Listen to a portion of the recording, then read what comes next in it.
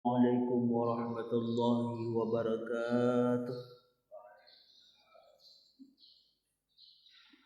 Alhamdulillah, alhamdulillahilladzi asra bi'abdihi laylan minal masjidil harami ilal masjidil aqsa alladzi barakna hawlahu linuriyahu min ayatina innahu huwas samiul basir. Asyhadu an la ilaha illallah wahdahu la syarika lah wa asyhadu anna sayyidina Muhammadan abduhu wa rasuluhu la nabiyya ba'da. Allahumma salli wa sallim ala sayyidina Muhammad wa ala alihi wa sahbihi ajma'in, amma ba'd. Yang kami muliakan kepada bapak dan ibu pengurus Masjid Al-Falah, kemudian yang kami muliakan nenek mama, alim ulama, orang-orang tua kami, bapak dan ibu kaum muslimin wal muslimat yang insyaallah pada subuh hari ini kita masih berada dalam kemuliaan dan rahmat Allah Subhanahu wa taala. Kembali ucapan syukur kita sampaikan kepada Allah. Pagi ini Allah masih memberikan kita nikmat kehidupan, yang bahkan hal ini Allah sebutkan langsung di dalam Al-Quran, Alladzi khalaqal mauta wal hayata, bahwa Allah lah yang menciptakan kematian dan kehidupan. Normalnya bapak dan ibu, kita di atas dunia ini wafat dulu baru hidup atau hidup dulu baru wafat? Kan normalnya hidup dulu baru wafat. Normalnya seorang hamba itu di atas dunia Allah ini hidup dulu baru wafat. Lalu kenapa Allah menyebutkan dalam Quran surat Al-Mulk itu penciptaan dimulai kata Allah dengan wafat dulu baru hidup? Ada apa dengan sebutan Allah itu? Maka ketika kita memahami ayat Allah ini ditinjau dari ilmu balaghah, maka ada istilah takdim wa takhir namanya. Apa makna takdim wa takhir? Sama seperti kita salat. Ketika salat Isya ditarik ke waktu maghrib, maka namanya disebut dengan jamak takdim namanya. Ketika maghribnya yang ditarik ke Isya disebut namanya dengan jamak takhir namanya. Maka Allah memberikan contoh dalam Quran takdim wa takhir, yang harusnya kematian itu setelah kehidupan, tapi disebutkan dahulu kematian itu oleh Allah, takdim namanya. Yang kehidupan itu di awal tapi disebutkan setelah kematian, maka takhir namanya. Kenapa Allah buat seperti itu? Maka ulama menafsirkan kata mereka, banyak orang yang ingin hidupnya lebih lama sampai ia lupa bahwa kematian telah menghampirinya, kata ulama. Setiap hamba itu menginginkan kehidupan yang lama. Tidak ada di antara kita manusia yang ingin wafat cepat, kan tidak ada. Ada tidak ibu yang ingin siap subuh ke meninggal langsung? Ada atau tidak? Kan tidak ada. Keinginan kita ingin hidup lebih lama, tapi ternyata sebenarnya kematian itu telah mendekat kepada kita. Allah dahulukan sebutan kematian supaya kita bisa bersiap-siap dengan itu, kata Allah. Tapi alhamdulillah pagi ini Allah masih berikan kita nikmat itu, dan manfaatkanlah nikmat kehidupan ini untuk kembali memperdekat dan mempererat hubungan dengan Allah Subhanahu wa taala. Kemudian salawat dan salam tak lupa-lupanya kita kirimkan bagi baginda Nabi sallallahu alaihi wasallam. Allahumma salli ala sayyidina Muhammad wa ala ali sayyidina Muhammad. Mudah-mudahan dengan itu kita bisa menjadi umat yang diakui oleh Nabi ketika di akhirat nanti, dan kita bisa berkumpul bersama dengan Rasul sallallahu alaihi wasallam. Bapak dan Ibu yang dimuliakan oleh Allah, pada pagi hari ini bertepatan dengan 27 Rajab, kita akan melihat bagaimana penjelasan Allah dalam Quran surah Al-Isra ayat 1 itu terkait dengan peristiwa Isra dan Mi'rajnya Nabi sallallahu alaihi wasallam. Ketika berbicara terkait dengan Isra dan Mi'raj, untuk melihat bagaimana kisahnya, melihat bagaimana cerita Isra dan Mi'raj itu secara singkat, padat dan kronologis, maka bisa dilihat kepada 3 kitab saja. Apa saja kitab yang menceritakan Isra Mi'raj itu dengan kronologis singkat dan padat.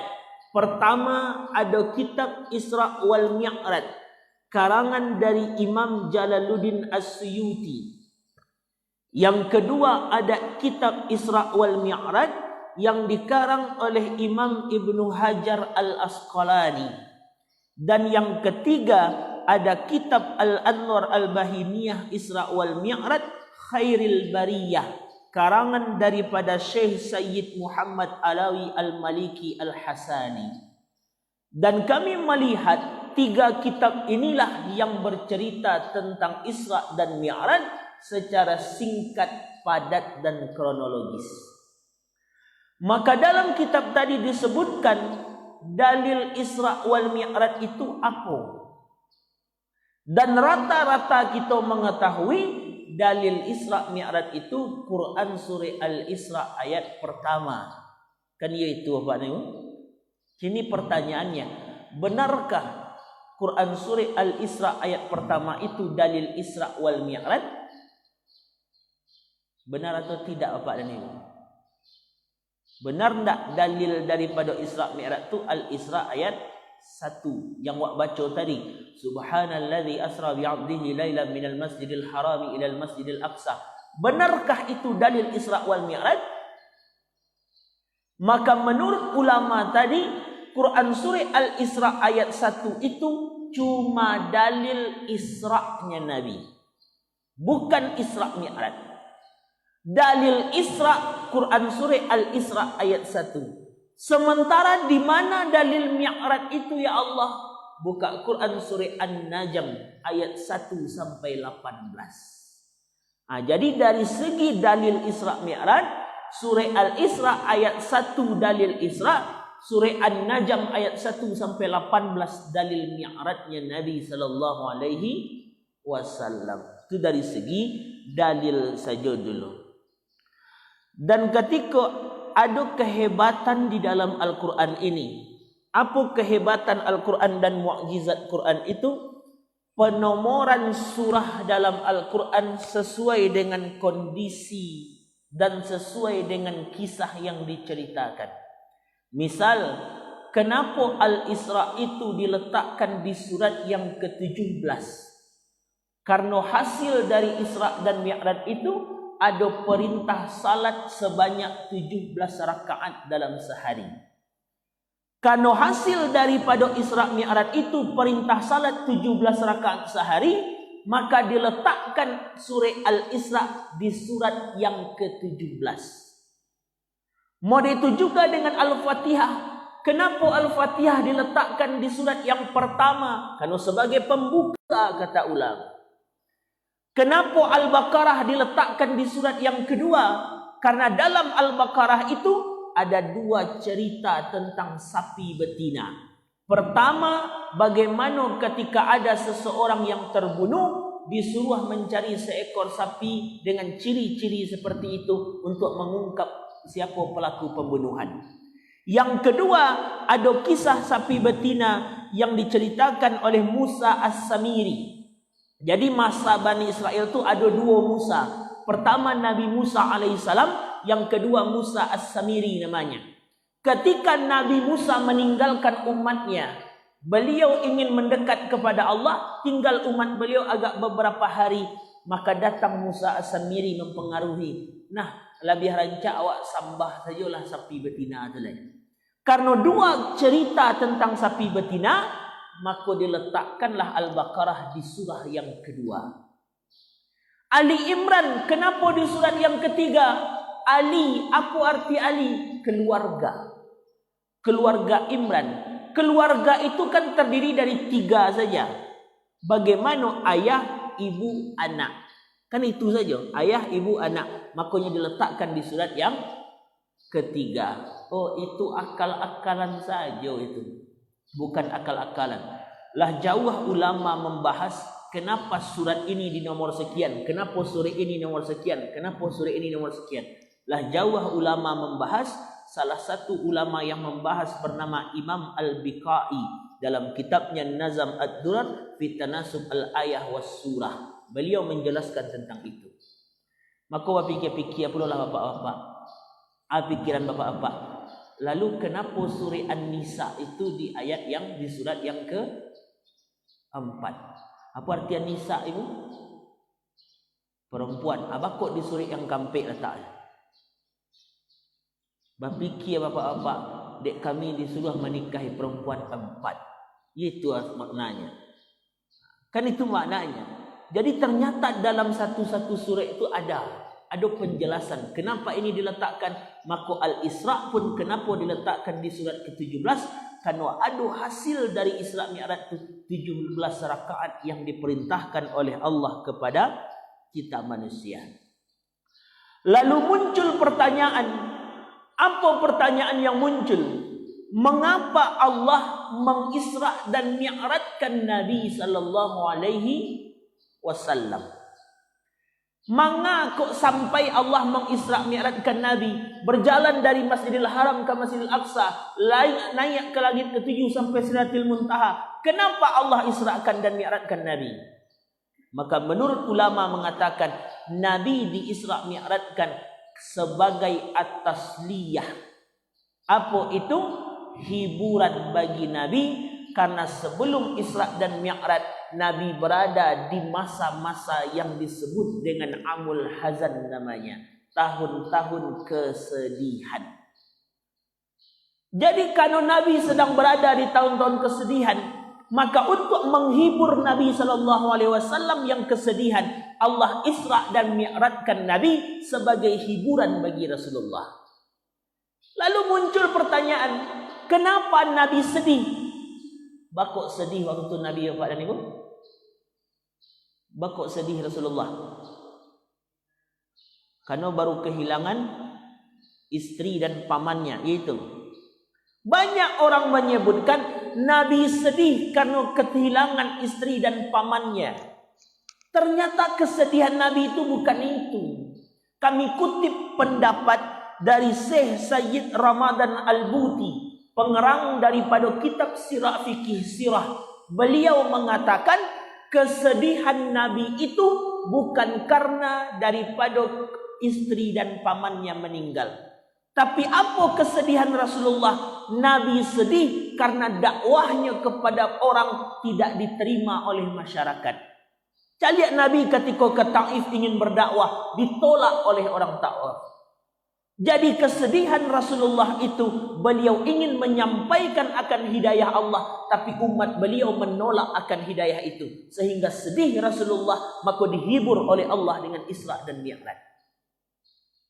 Jadi itu kesedihan Nabi itu sebenarnya bukan karena paman beliau meninggal, istri beliau meninggal. Memang sedih juga ketika istri meninggal, paman meninggal.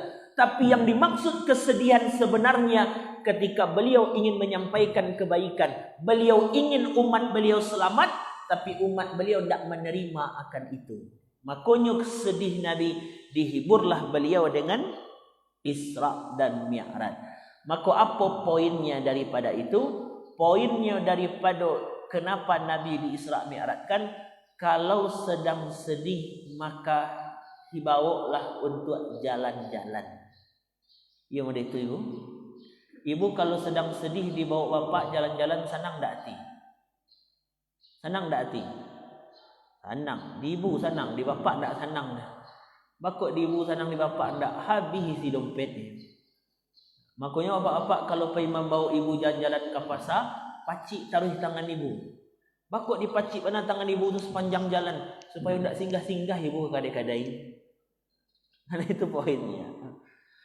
Setelah daripada kita mengetahui kenapa Nabi di Isra dan Mi'rajkan, kita lihat kepada surah Al-Isra ayat 1. Allah membuka kalimat itu dengan kalimat subhan. Kalimat tasbih namanya. Sama seperti di Quran surah Al-Baqarah ayat 30. Wa nahnu nusabbihu bihamdika wa nukaddisu lak, kata malaikat. Kata malaikat, kami yanglah bertasbih kepadamu dan kami yang telah bertakdis kepadamu. Secara bahasa tasbih mensucikan, takdis mensucikan. Apa bedanya? Beda tasbih dan takdis Bapak dan Ibu. Kita ambil sebuah gambaran. Beda tasbih dan takdis. Kan kalimatnya di Quran surah kedua 30. Wa nahnu nusabbihu tasbih. Wa nukaddisu takdis. Apa beda antara tasbih dengan takdis? Kita ambil perumpamaan. Ketika ayat ini, gelas ini berisi oli kotor, oli isinya, bisa tidak diminum? Tidak bisa. Mesti kita buang terlebih dahulu olinya. Sudah dibuang, dibersihkan oli dalam gelas tadi, lah barasiah, itu namanya tasbih namanya. Ketika lah barasiah gelas tadi, bisakah diminum? Belum. Isi air putih barasiah baru bisa minum. Itu takdis namanya. Maknanya. Tasbih itu makna tasbih. Tanzihullahu amma la yaliku bik. Bagaimana makna tasbih itu? Menafikan dan mensucikan Allah dari sesuatu yang tidak pantas baginya. Itu tasbih namanya. Yang tidak pantas bagi Allah, buang dulu. Berasiahkan dulu. Tidak ada yang tidak pantas itu buang-buang. Itu tasbih namanya. Katikalah dibuang sesuatu yang tidak pantas, diisilah bahwa Allah ini pantas seperti ini, pantas seperti ini. Takdis namanya. Itu beda tasbih dengan takdis tadi disebutkan oleh beliau. Maka misal ada orang berkata, kecek orang, Allah itu tidak berkuasa. Dibaca subhanallah. Berarti kita menolak bahawa Allah sifat tidak kuasa, tidak melekat kepada Allah. Allah tu beranak, kecil orang. Kita jawab dengan subhanallah. Berarti kita menafikan Allah itu tidak beranak. Lalu diisilah Allah tu tidak beranak dan tidak diperanakkan. Allah itu berkuasa. Maka kitalah takdis namanya. Itu beda tasbih dengan takdis. Maka Quran surah Al-Isra ini dibuka oleh Allah dengan kalimat tasbih. Maka menurut ulama ini disebut dengan ayat musyabihat. Ayat-ayat yang dibuka dengan kalimat tasbih. Maka Nabi SAW bersabda, kecik Rasulullah, siapa yang membaca ayat musyabbihat, sesungguhnya ayat itu memiliki keutamaan 1000 kali lipat dari ayat lainnya. Jadi ada kalimat surah yang dimulai dengan kalimat tasbih, subhan, subhan, subhan, subhan, subhan, maka itu lebih mulia dibandingkan 1000 kali lipat dibandingkan ayat lain. Jadi itu yang digambarkan oleh Allah Subhanahu wa ta'ala. Makanya untuk sesuatu yang kita anggap tak mungkin, banyak-banyak mengucapkan kalimat tasbih supaya kita mungkin. Contoh, apa kecik awak? Lain kamu mungkin awak barang ke haji ke? Rasa tak kemungkin siap barang ke haji? Tak pantas siap barang ke haji? Kerajo modeko je. Biaya haji sekian. Rasa tak pantas, tak mungkin awak berangkat haji. Kita nafikan tidak mungkin itu karena bagi Allah tidak ada yang tidak mungkin. Semua mungkin. Subhanallah. Kami yakin ya Allah pasti ada yang mungkin bagimu. Makanya kami pernah bertemu dengan seseorang bapak dan ibu. Ada seorang ibu waktu itu sedang ada acara pengambilan hadiah umroh. Jadi apa cik nomor? Karena orang tu nanti sia dicabut nomornya tersebut dapat hadiah umroh. Lalu seorang ibu tu dapat hadiah umroh. Kamu yakin beliau ko pasti punya amalan khusus. Kenapa beliau sampai dapat umroh gratis? Pasti beliau punya amalan khusus. Ambo tanyakan ke beliau, apa jawab beliau? Ambo biasa membaca surat Al-Hajj setelah maghrib. Jadi dibaca oleh beliau surah Al-Hajj setiap setelah maghrib, maka diizinkan oleh Allah berangkat umrah.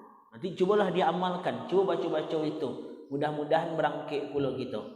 Tapi kalau seandainya lah kami baca surah Al-Hajj itu tak berangkit-berangkit kami maka baca surah tanah. Sudah dibaca, dijual, insya-Allah berangkit leh. Tu berangkit insya-Allah. Yang penting kan menafikan itu. Subhan menafikan sesuatu yang tidak pantas bagi Allah.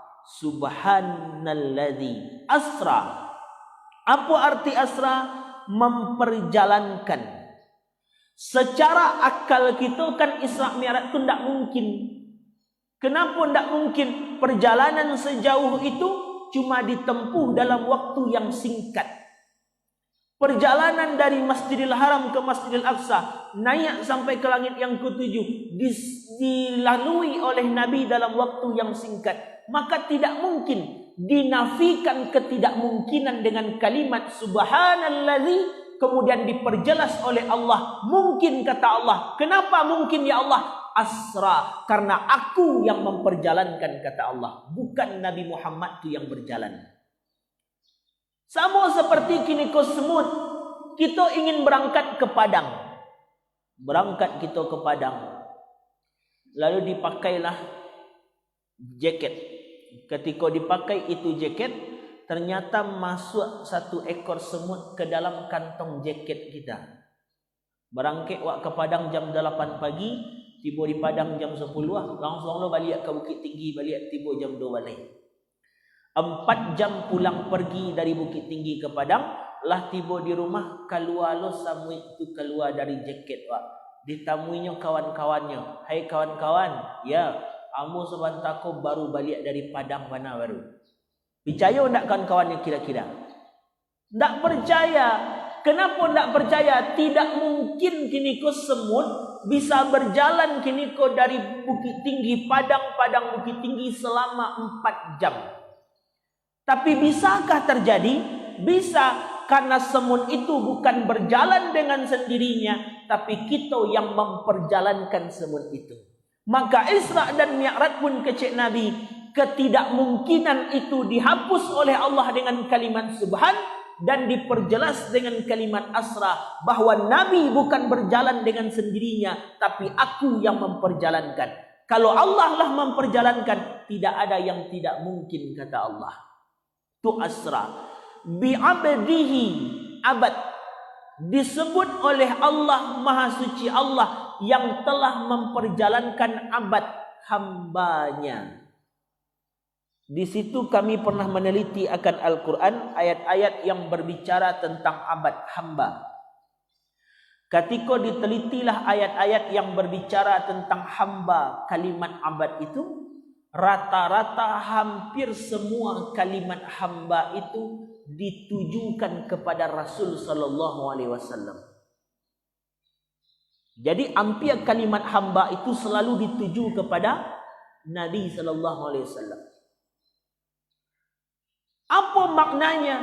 Maknanya kami ambil kesimpulan, ternyata seseorang yang benar-benar diakui kehambaannya oleh Allah adalah Rasul sallallahu alaihi wasallam. Yang kita bagaimana? Kita baru mengaku hamba Allah, tapi belum tentu diakui oleh Allah. Jadi dari situ Allah ingin mengambilkan sebuah pesan. Hai hambaku, nabimu sudah aku jamin kehambaannya. Kalau engkau, kata Allah, berusahalah bagaimana menjadi hambaku sehingga aku akui engkau hambaku, kata Allah. Jadi itu yang diminta kepada kita. Kenapa kalimatnya bi'abdihi? Karena Allah ingin memberikan pesan kepada kita, jadilah engkau hamba yang diakui. Makanya kalau berbicara tentang hal ini Bapak dan Ibu, apa yang kita lihat terkait dengan hal ini? Bagaimana mungkin kita mengaku sebagai hamba Allah, tapi kita tidak pernah berusaha untuk mendekat kepada Allah? Kita ambil contoh. Ketika ada lowongan pekerjaan, kita belum dapat kerja, kita akan kajar lowongan pekerjaan itu. Ketika ada lowongan harta atau ada lowongan pitih masuk, pasti awak kejar lowongan harta itu. Kenapa ada peluang untuk memasuki surga Allah, tapi kita tidak terlalu berusaha untuk itu? Bukankah di sepertiga malam ada tahajud, yang mana tahajud itu bisa mengantarkan seseorang sampai ke surganya Allah? Bukankah di waktu sahar ada ampunan yang diberikan oleh Allah terhadap seorang hamba apabila ia meminta ampun? Bukankah di waktu sahar ada doa yang diijabah kalau hamba Allah meminta kepada Allah? Bukankah 2 rakaat sebelum subuh lebih baik dibandingkan dunia dan seisinya? Bukankah salat suruh itu pahalanya seperti orang haji dan umrah? Bukankah duha itu menyelamatkan seseorang dari keburukan yang akan menimpanya dalam sehari itu? Tapi kenapa kita tidak terlalu mengejar seperti kita mengejar harta, seperti kita mengejar pekerjaan? Lalu kalau kita sadari seperti itu, bagaimana mungkin kita bisa diakui oleh Allah sebagai hambanya? Ingat kita kepada Allah jarang. Maka Ibrahim bin Adham pernah suatu ketika sedang berjalan dengan kawan-kawannya. Langkah pertama, langkah kedua, langkah ketiga. Tiba di langkah ketiga, surut beliau selangkah ke belakang. Bertanya orang ke beliau, "Hai Ibrahim bin Adham, iya, kenapa engkau surut satu langkah ke belakang?" Menjawab beliau, "Langkah pertama aku ingat Allah, langkah kedua aku ingat Allah, langkah ketiga aku lupa kepada Allah, makanya aku suri satu langkah ke belakang." Orang dulu langkahnya saja mengingatkan Allah. Coba hitung dari sekian langkah kita dalam satu hari, berapakah langkah yang mengingatkan diri kepada Allah? Jangan cuman kita melangkah tapi ingat kita kepada Allah. Tidak ada. Bagaimana mungkin kita diakui sebagai hamba Allah? Jadi itu yang kita khawatirkan. Yang awak takutikan itu. Jangan nanti awak tidak diakui oleh Allah sebagai hambanya. Jangan kita tidak diakui oleh Nabi sebagai umatnya. Datang kita kepada Rasul di akhirat. "Ya Rasulullah, aku ni umatmu ya Nabi." Apa kecik Nabi? Bukti engkau umatku kecik Nabi. Adakah engkau yang hafal dan faham tentang hadisku? Tidak ya Rasulullah. Adakah ayat-ayat Allah yang kau pahami dan kau hafalkan? Tidak ya Nabi. Adakah daripada salawat kepadaku engkau perbanyak dalam sehari? Kadang-kadang ya Rasulullah. Adakah engkau sering berzikir kepada Allah? Jarang ya Rasulullah. Lalu dari mana engkau bisa mengaku engkau sebagai umatku kecil Nabi? Itu yang diusahakan. Bagaimana kita diakui sebagai hamba Allah, kita diakui sebagai umat Nabi sallallahu alaihi wasallam. Kenapa kita malas untuk ibadah? Kenapa kita malas zikir? Kenapa kita malas salawat? Kenapa kita malas baca Quran? Kenapa kita malas baca hadis Nabi? Karena hati kita masih keras dan hati kita masih mati. Aku jujur saja, hati kita tuh mati, hati kita tuh keras. Kenapa kita bisa katakan hati kita keras dan mati? Untuk dunia mudah bagi kita, tapi untuk akhirat sulit bagi kita.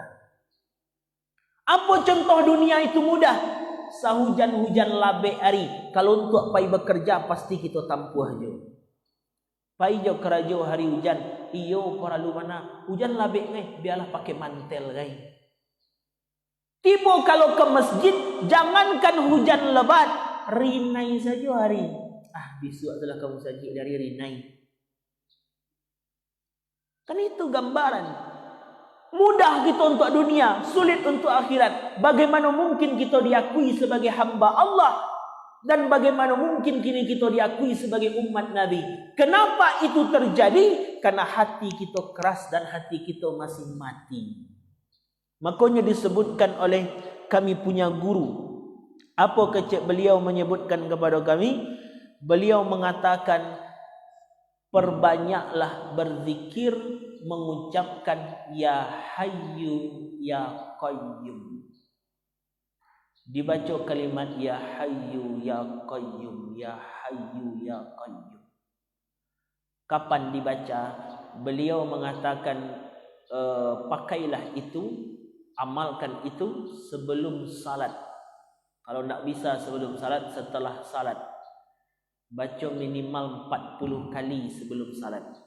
Ya Hayyu Ya Qayyum, Ya Hayyu Ya Qayyum. Tapi jangan kencang-kencang. Rasakan. Ya Hayyu Ya Qayyum. Maknanya, wahai yang maha menghidupkan, hidupkanlah hati hamba. Wahai yang maha melembutkan, lembutkanlah hati hamba ya Allah. Baca lambik-lambik. Itu gunanya untuk menghidupkan hati yang mati, melembutkan hati yang keras. Anu hati kita tu keras, hati kita tu mati. Hidupkan dengan itu dulu. Kau tak sampai kapan kita seperti itu? Barangkali yang mau sebutkan berulang-ulang, berbicara dengan orang saking nikmatnya tak terasa hari. Kenapa ibadah 15 menit, ibadah 20 menit kita lelah. Kenapa untuk membaca-baca majalah, membaca buku-buku bersifat dunia kita bisa khatamkan bacaan itu? Kenapa Quran baru sehalaman terbaca kita lelah? Kenapa kini kau untuk yang namanya membaca bagaimana sesuatu yang ada di sosial media, cerita panjang di sosial media, kita bisa habiskan hari kita untuk melihat dan membaca sesuatu di sosial media. Tapi untuk kini kau bersalawat kepada Nabi saja, kadang kita malas. Karena hati kita itu mati dan hati kita itu keras. Lembutkan dengan itu. InsyaAllah kami dapatkan, amalkan itu. Kami dapatkan dari guru kami Syekh Dr. Ar-Razi Hashim. Beliau punya ijazah zikir sampai ke Rasul sallallahu alaihi wasallam. Ada sanadnya. Beliau dah izinkan pula, silakan sampaikan dan amalkan kecil beliau. Untuk melunakkan hati yang mati, kata beliau. Setelah kalimat abad hamba, laila, malam. Apa makna laila itu? Sedikit malam. Kalau pakai tamar butah, lailah, itu seluruh malam namanya. Jadi kalau ada ibu lailah, ibu seluruh malam. Kalau ada ibu lail, berarti ibu sedikit malam. Maka Allah memakai kalimat laila, pakai laila dan pakai tanwin pula, lailan bi abdihi lailan. Apa guna tanwin di situ? Memakai istilah dengan tanwin nakirah atau isim nakirah. Apa maknanya? Bimakna taklil fi mudatil isra, penyebutan pada sedikit malam. Jadi Nabi berjalan itu, Isra dan Mi'raj itu bukan seluruh malam keci Allah, tapi adalah sedikit malam. Kini timbul pertanyaan.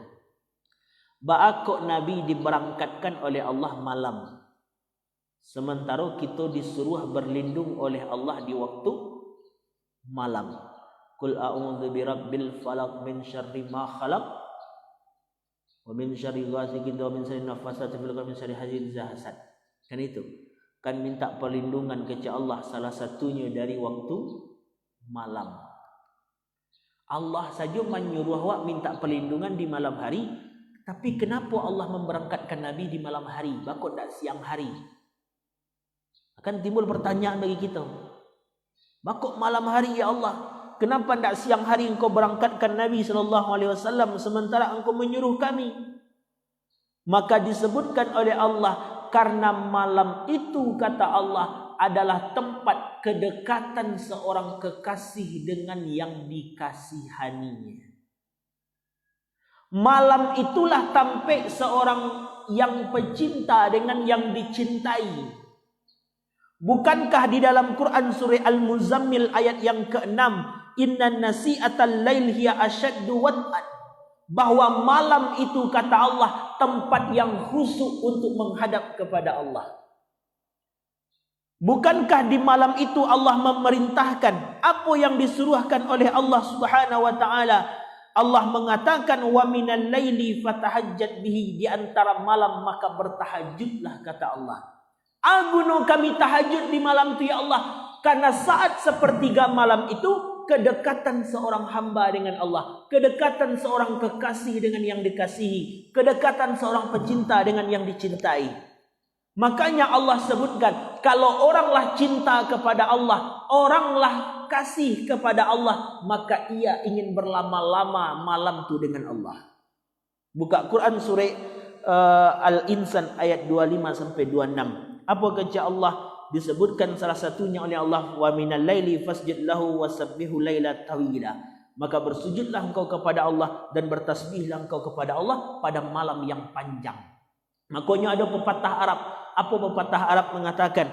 Ya lail tul, wahai malam panjanglah. Ya subuh kif, wahai malam panjanglah, subuh jangan datang-datang. Kenapa malam panjang subuh jangan datang dulu? Karena aku sedang asik beribadah mendekat kepada yang kukasihi, yaitu Allah. Jadi disuruh Nabi itu diberangkatkan malam hari. Kenapa? Ingin menggambarkan kedekatan seorang hamba dengan Allah itu rancaknya malam, karena lebih khusyuk. Bangunlah tahajud, kata Allah, itu maknanya. Bangun tahajud. Kenapa kita malas? Bangun untuk tahajud. Tahu Bapak Ibu arti tahajud? Apa arti tahajud Bapak dan Ibu? Tak tahu arti tahajud? Tahajud tu kecil orang tempat mu namanya tahu-tahu hajat terwujud. Jadi tahajud tahu-tahu hajat terwujud. Maka sampai meminta yang terbaik itu kapan? Sampai meminta yang terbaik itu adalah sepertiga malam tahajud. Sudah daripada itu laila pada malam hari, minal masjidil haram ilal masjidil aqsa. Apa maknanya? Kenapa Allah memperjalankan Nabi dari Masjidil Haram kepada Masjidil Aqsa? Karena Allah ingin mengatakan bahwa masjid adalah jati diri umat Islam. Nabi itu berjalan bukan dari gunung ke gunung, bukan dari bukit ke bukit, bukan dari lembah ke lembah. Tapi dari mana Nabi berjalan? Dari masjid ke masjid. Kenapa Allah memperjalankan? Karena Allah ingin mengingatkan bahwa jati diri umat Islam atau syakhsiyatul muslim adalah masjid, kata beliau. Jadi awak tu disuruh memakmurkan masjid. Quran surat ke-9 ayat ke-18, innama ya'muru masajidallah man amana billahi wal yawmil akhir. Allah perintahkan makmurkan masjid sebagai bukti imanmu kepada Allah. Makmurkan masjid sebagai bukti engkau beriman kepada hari akhir dan Allah Subhanahu wa taala. Itu yang diingatkan oleh Allah Subhanahu wa taala. Bayangkan Bapak dan Ibu, ketika Nabi sampai di Al-Aqsa, beliau disambut. Tiba di Al-Aqsa itu penuh masjid tadi.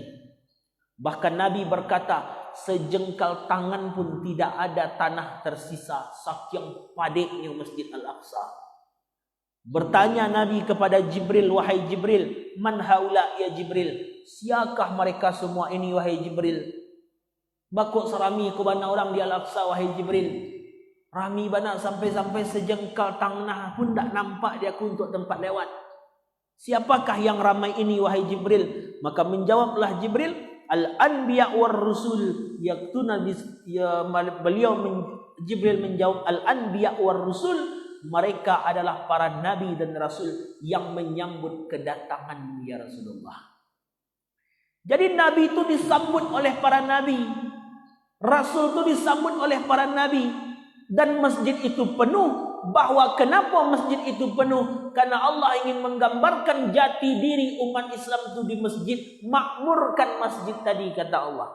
Ramaikan isi masjid. Fisiknya dibangun, tapi manusianya pun juga dibangun. Dan kalau kita melihat kepada orang-orang dahulu, tidak ada para sahabat-sahabat Nabi yang tidak singgah ke rumah Allah. Makanya kalau datang ke rumah Allah itu luar biasa. Bukankah awak ketika masuk ke rumah Allah itu dibaca doa, Allahumma ftahli abwaba rahmatik. Ya Allah, bukakan bagiku abwab. Kalau babun itu satu pintu, kalau abwab banyak pintu. Ya Allah, bukakan bagiku segala pintu-pintu rahmatmu ya Allah.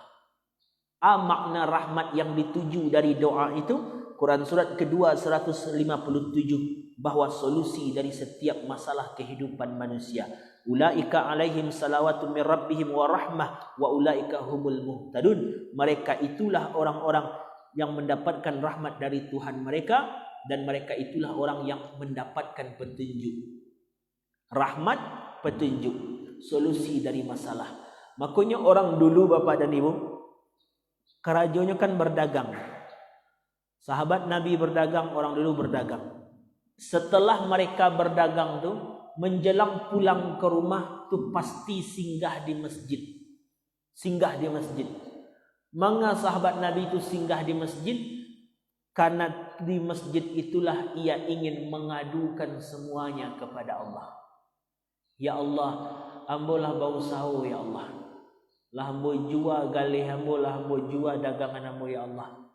Lah semampunya ambo berusaha. Kini ambo serahkan hasilnya kepada Engkau ya Allah. Itu yang dikadukan orang di masjid. Karena masjid tampil solusi dari setiap masalah. Apa makna rahmat yang kita baca? Quran surat 39 ayat 53. Makna rahmat selanjutnya ampunan terhadap dosa. Di Quran disebutkan, Qul ya ibadilladzina asrafu ala anfusihim. Hai hambaku yang hidupnya, yang dirinya berlebih-lebihan, la taqnitu min rahmatillah. Jangan berputus asa dari rahmatku kepada Allah. Walaupun dosa banyak, tapi minta jelah ampun. Dan tempat itu ada di masjid. Apa makna yang lain daripada rahmat Allah? Karunia Allah yang berlimpah. Jadi masjid itu luar biasa. Makanya Nabi itu dijalankan dari masjid ke masjid, mengingatkan kepada kita makmurkan rumah Allah. Karena ada sesuatu yang berharga dapat di situ. Solusi dari masalah hidup kita dapatkan, ampunan kita dapatkan, karunia Allah kita dapatkan. Kalau kita cuma membaca satu doa, Allahumma ftahli abwaba rahmatik, bukakan pintu rahmatmu bagi kami ya Allah. Itulah yang disebutkan oleh Allah Subhanahu wa taala di ayat Quran surah Al-Isra ayat yang pertama itu. Maka dengan Isra Mi'raj itu merupakan sebuah kemuliaan bagi Nabi sallallahu alaihi wasallam karena beliau langsung melihat Allah Subhanahu wa taala. Beda dengan Nabi Musa. Nabi Musa ingin melihat Allah, wahai Allah, aku ingin melihatmu. Kecil Allah, engkau tidak akan sanggup. Karena antara kita dengan Allah ada 70.000 pembatas.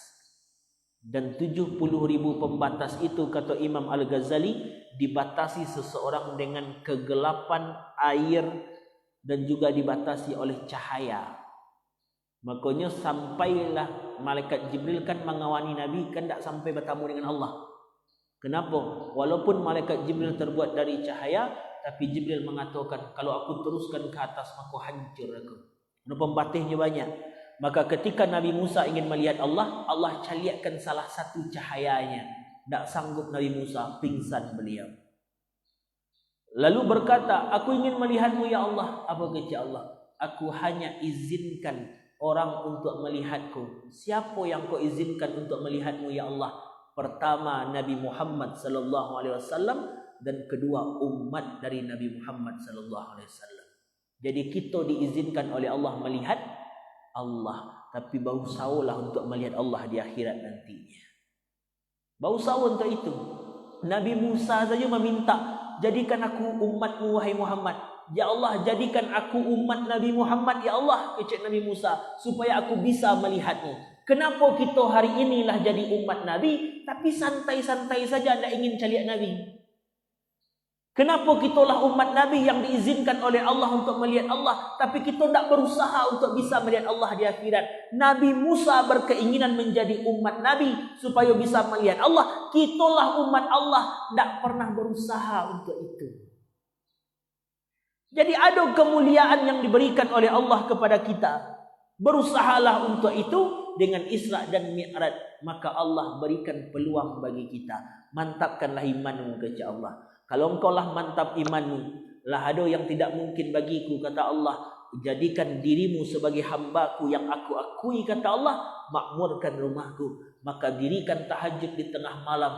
Maka aku janjikan engkau melihatku di akhirat nanti, kata Allah. Karena dalam Quran, orang-orang yang bertahajud akan melihat Allah tanpa batas. Tak ada membatih mencari Allah. Tapi jangan dibayang-bayangkan kini mencari Allah itu.